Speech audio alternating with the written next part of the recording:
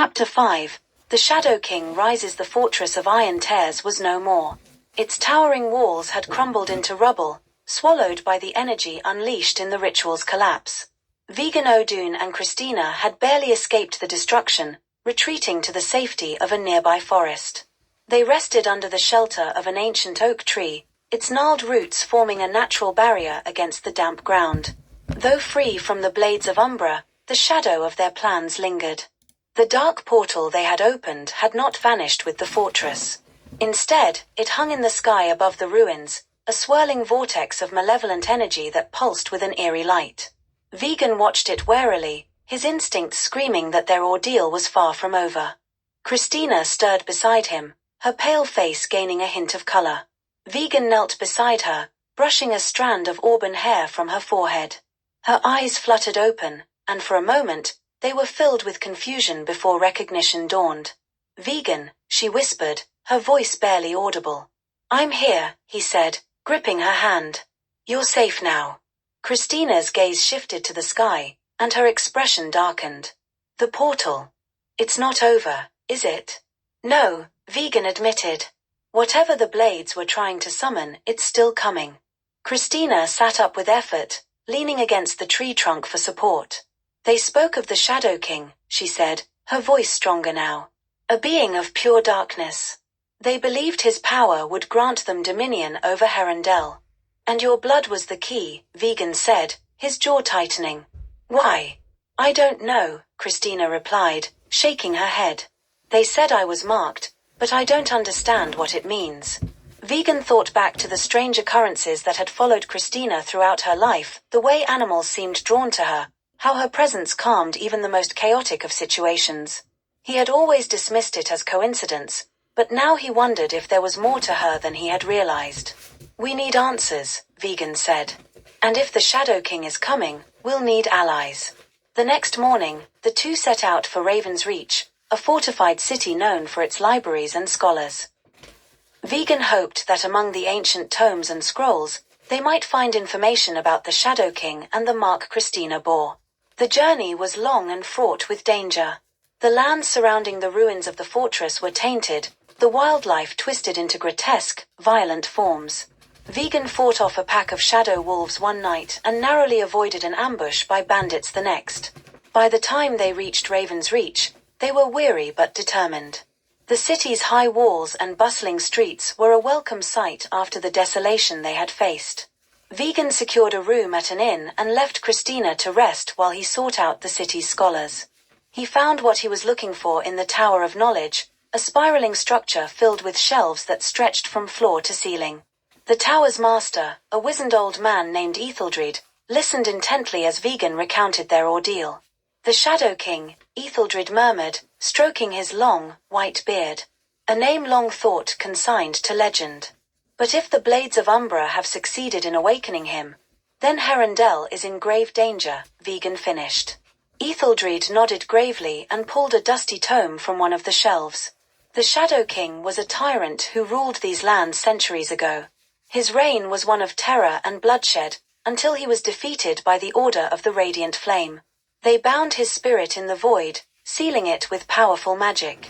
If the Blades have broken that seal, they used Christina's blood," Vegan said. "They called her marked. What does it mean?" Etheldred flipped through the tome, his fingers tracing the faded text. "The mark is said to appear on those descended from the original seal-bearers, those who bound the Shadow King. Their blood carries a trace of the magic that imprisoned him." Vegan's fists clenched. "Then they've targeted her because of her ancestry." Theldred closed the book and looked at Vegan with solemn eyes. "If the Shadow King rises, he will not stop until Herondel is his once more. You must find the Order of the Radiant Flame. They are the only ones who might have the knowledge to defeat him." That night, Vegan shared what he had learned with Christina. Her expression was a mixture of fear and determination. "If my blood can be used to stop him, then we have to try." Vegan shook his head. "We're not putting you at risk again. We'll find another way." Christina placed a hand on his arm, her touch gentle but firm. "This isn't just about me, Vegan. If the Shadow King rises, countless lives will be lost. We can't turn away from this." Reluctantly, Vegan agreed. The next morning, they left Raven's Reach, their destination the hidden sanctuary of the Order of the Radiant Flame. Their journey took them through treacherous terrain, mountains shrouded in mist, rivers swollen with rain, and forests haunted by the remnants of the blade's dark magic. As they traveled, the portal above the ruins grew larger, its energy spilling into the world and corrupting everything it touched. The Shadow King's power was growing, and time was running out. Finally, they reached the sanctuary, a hidden monastery nestled in the heart of the Sunspire Mountains. The monks of the order were wary at first, but when Vegan showed them the sigil of the blades he had taken from the Hall of Eternal Shadows, they relented. The monks confirmed what Etheldred had told them. The Shadow King's return was imminent, and Christina's blood was both the key to his resurrection and the key to his defeat. To stop him, they would need to reforge the ancient seal, a process that would require great sacrifice. As Vegan and Christina prepared for the final battle, the monks armed them with weapons and knowledge. Vegan's resolve hardened. He had faced countless dangers before, but this time, the stakes were higher than ever. The fate of Herondel and the woman he loved depended on him. Chapter 6. The mark of the seal-bearer. The sanctuary of the Order of the Radiant Flame was a serene and sacred place, nestled high in the Sunspire Mountains where the air was crisp and the sun's rays seemed to hold an otherworldly glow. Yet the peace was deceptive. The monks, clad in robes of deep crimson, moved with urgency, their expressions shadowed with the weight of the task before them. Vegan Odun stood in the central hall, a vast chamber lit by golden braziers and lined with murals depicting the ancient battle against the Shadow King.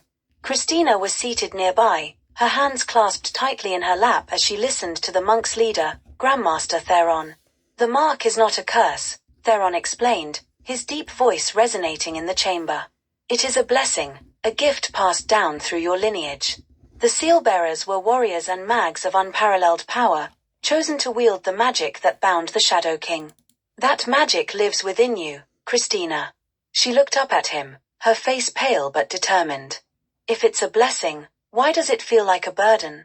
Theron gave her a solemn look. "Because great power often comes with great cost."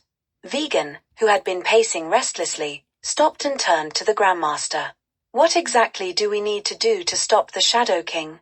And how do we ensure Christina isn't put in unnecessary danger?" Theron gestured to a mural depicting the Shadow King's imprisonment. The painting showed a massive portal, similar to the one now hanging above the ruins of the fortress of Iron Tears, and 5 figures standing before it, their hands raised in unison. "The seal can be reforged," Theron said, "but it requires 3 things: the mark of the seal-bearer, the sacred flame of Aetheris, and the sword of Luminaris. The mark is already with Christina, but the other 2 are not so easily obtained." "And where do we find them?" Vegan asked, his voice hard with determination. "The sacred flame burns within the Chamber of Light, deep in the crystal caverns of Eldrador," Theron explained. "But the caverns are treacherous, guarded by creatures corrupted by the Shadow King's influence. As for the sword of Luminaris, it was lost centuries ago. Its resting place is unknown." Vegan's eyes narrowed. "Then we start with the flame." The journey to the crystal caverns was grueling. The monks had provided supplies and a detailed map, but the terrain was harsh and unforgiving. Christina, though still recovering from her ordeal, refused to stay behind, insisting on accompanying Vegan. Her resolve impressed him, even as it worried him. As they approached Eldrador, the air grew colder, and the landscape took on an eerie quality. The trees were twisted and blackened, their branches clawing at the sky. Strange sounds echoed in the distance, inhuman cries that sent shivers down their spines.